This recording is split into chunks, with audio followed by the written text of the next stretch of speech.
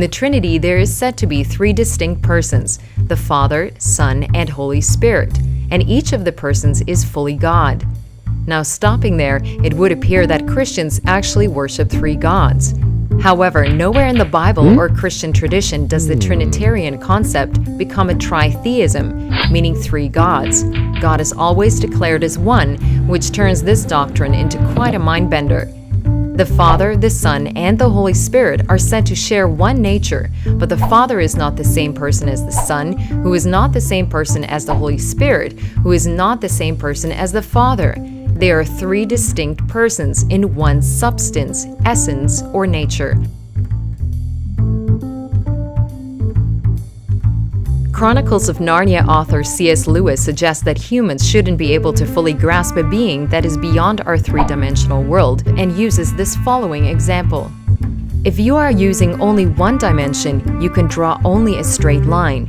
If you are using two, you could draw a figure, say a square, and a square is made up of four straight lines. Now a step further, if you have three dimensions, you can then build what we call a solid body, say a cube, a thing like a dice or a lump of sugar, and a cube is made up of 6 squares. He's making the point that a world of one dimension would be a straight line. In a two-dimensional world, you still get straight lines, but many lines make one figure. And in a three-dimensional world, you still get figures, but many figures make one solid body. In other words, as you advance to more real and more complicated levels, you do not leave behind you the things you found on the simpler levels. You still have them, but combined in new ways, in ways you could not imagine if you knew only the simpler levels. Now, the Christian account of God involves just the same principle. The human level is a simple and rather empty level. On the human level, one person is one being, and any two persons are two separate beings. Just as in two dimensions, one square is one figure, and any two squares are two separate figures.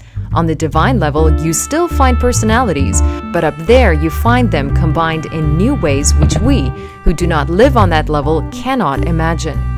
In God's dimension, so to speak, you find a being who is three persons while remaining one being, just as a cube is 6 squares while remaining one cube.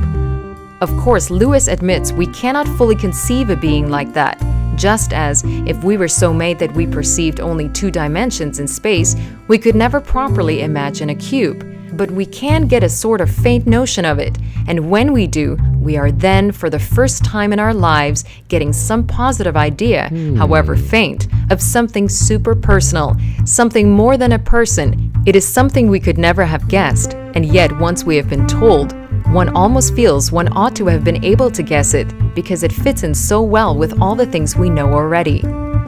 The doctrine of the Trinity is the most difficult idea in Christianity, and yet one of the most fundamental. It instructs Christians on who God is, how He is to be worshipped, and how God interacts with humanity. A more thorough study on the Trinity is encouraged using the links in the description below.